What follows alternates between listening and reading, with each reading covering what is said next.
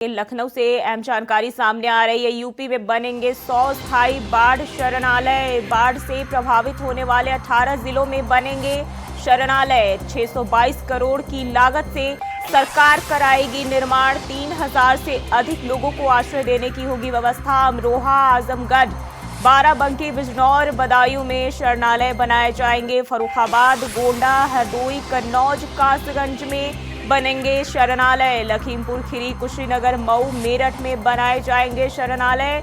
मुजफ्फरनगर, शाहजहांपुर, सीतापुर, उन्नाव में बनेंगे शरणालय। 18 जिलों के 702 गांवों के करीब 2 लाख लोग होते हैं प्रभावित। 3 चरणों में होगा 100 स्थायी शरणालय का निर्माण।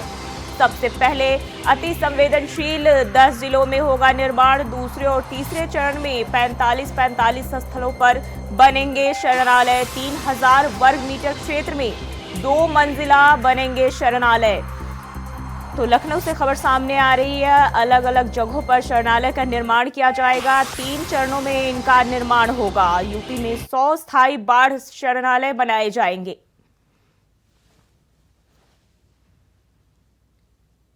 तो बाढ़ प्रभावितों को बचाने के लिए सरकार का अहम कदम है और इसी को देखते हुए सरकार ने 622 करोड़ की लागत से इन्हें बनाने का निर्देश दिया है। तो यूपी में 100 स्थायी बाढ़ शरणालय बनाए जाएंगे और 3 चरणों में इनका निर्माण कराया जाएगा।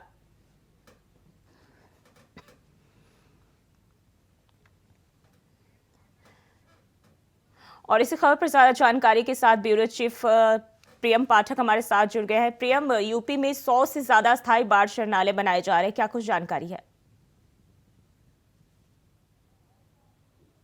बिल्कुल, देखिए हर बार जब बाढ़ का मौसम आता है, बारिश का मौसम आता है, उसके बाद में बाढ़ की स्थिति उत्पन्न होती है और ऐसे में लोगों को वहां से स्थापित करके दूसरी जगह पर उनको कहीं ना कहीं उनको बसाना एक बड़ा चैलेंज हो जाता है जिला प्रशासन के लिए। और हर बार तकरीबन ऐसी स्थिति जो है वो देखने को मिलती है और उसको ध्यान में रखते हुए प्रदेश सरकार ने अब फैसला किया है कि वो 18 ऐसे जिले जहाँ पर बाढ़ ज़्यादा आती है, जो निचले जिनका जो भूजल का जो कह सकते हैं जिनका जो स्तर है वो काफ़ी निचला है और जहाँ पर वो बाढ़ के समय पर जलमग्न होते हैं, पूरी तरीके से लोग जो है वो प्रभावित होते हैं। तो ऐसे में उस वक्त पर लोगों को सही जो सुविधा है वो मुहैया कराई जा सके, इसलिए सरकार ने फैसला किया है कि 622 करोड़ रुपए से 18 जिलों के अंदर 100 जो हैं वो बाढ़ शरणालय स्थल जो है वो बनाए जाएंगे। कई मंजिला ये स्थल जो है वो होंगे और उसके अंदर सभी व्यवस्थाएं जो हैं वो की जाएंगी जिसके जरिए ऐसे वक्त पे लोगों को जो है वो राहत मुहैया कराई जा सके। इसको लेकर ये 18 ऐसे ज़िले होंगे। हरदोई है, सीतापुर है, लखनऊ है और इसके अलावा अन्य बहराइच है। ऐसे ये ज़िले हैं जहाँ पर बाढ़ की स्थिति तकरीबन हर बार देखने को मिलती है, या कह सकते हैं भयावह स्थिति जहाँ पर देखने को मिलती है। बड़ी संख्या में जो लोग हैं वो प्रभावित होते हैं। तो ऐसे में इन लोगों को जो समय जो है सही और सुरक्षित जगह पर पहुंचाया जा सके, उनको बेहतर सुविधाएं उपलब्ध कराई जा सकें।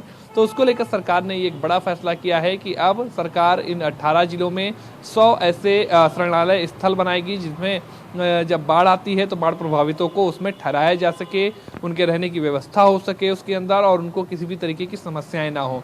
ये सभी स्थल उस जगह पर बनाए जाएंगे जो बाढ़ वाले एरिया से बहुत ज़्यादा दूर भी ना हो और बहुत पास भी ना हो। पास इसलिए ना हो ताकि बाढ़ का पानी वहाँ पर ना पहुँचे, और दूरी इसलिए ना हो ताकि उनको जब स्थापित किया जाए और वहाँ पर उनको बसाया जाए तो वो उसमें भी जिला प्रशासन को ज़्यादा मशक्कत ना करनी पड़े। तो इन सभी चीज़ों को ध्यान में रखते हुए कह सकते हैं एक तरीके से बाढ़ के लिहाज से ये सेफ हाउस के तरीके से होंगे कि जब ऐसी स्थिति उत्पन्न हो तो ऐसे में जो पानी के जरिए जो घर हैं जलमग्न हो जाते हैं, पूरे जो गांव हैं वो जलमग्न हो जाते हैं, तो उसके अंदर रहने वाले जो लोग हैं वो काफ़ी हद तक इससे प्रभावित होते हैं। तो उनको इस तरीके की समस्याओं का सामना कम करना पड़े और कहीं ना कहीं उस वक्त पर उनको राहत मुहैया कराई जा सके। तो इसको ध्यान में रखते हुए सरकार की तरफ से एक अहम और बड़ा फैसला लिया गया है। जी, बाढ़ से प्रभावित होने वाले अभी जो है 18 जिलों में ये शरणालय बनाए जाएंगे, लेकिन इसके अलावा इन जिलों के अलावा जहां जो है इस तरह की स्थिति उत्पन्न हो जाती है उन लोगों के लिए क्या कुछ व्यवस्था सरकार की तरफ से किया जाएगा?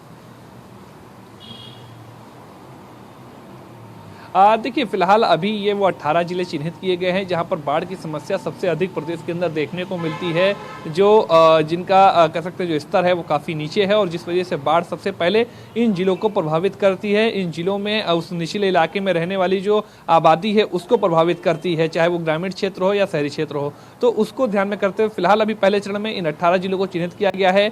इसमें ये 100 शरणालय स्थल बन जाएंगे। उसके बाद जब प्रथम चरण का कार्य पूरा हो जाएगा तो सरकार उसके बाद दूसरे चरण के लिए या अन्य जिलों को लेकर जो है वो रुक कर सकती है। लेकिन फिलहाल अभी जो है वो इन 18 जिलों के लिए ही घोषणा करी गई है, जिसमें 622 करोड़ रुपए इसके लिए सरकार जो है वो खर्च करेगी और उनकी मदद से ये 100 शरणालय स्थल जो है वो बनाए जाएंगे। जी, अभी जो है 3000 लोगों को जो है इसमें आश्रय मिल सकता है, लेकिन क्या इन 100 शरणालयों से जो और भी लोग हैं उनको उनके लिए जो है ये व्यवस्था पर्याप्त हो पाएगी? देखिए व्यवस्था चूंकि सरकार व्यवस्था करना एक सतत प्रक्रिया है, तो कहीं ना कहीं उसका एक ये हिस्सा है। कह सकते हैं कि पहले चरण में ये तैयारी की जा रही है। हर एक शरणालय स्थल के अंदर 3000 लोगों को बसाने की, उस वक्त पर रोकने की उसमें व्यवस्था जो है वो की जाएगी। इसके अलावा सरकार अन्य व्यवस्थाएं भी लगातार पैरेलल करती रहती है। जब ऐसी स्थितियां उत्पन्न होती है तो हमने देखा है कि स्कूलों में रुकवाया जाता है या जो गेस्ट हाउस हैं वहाँ पर रुकवाया जाता है।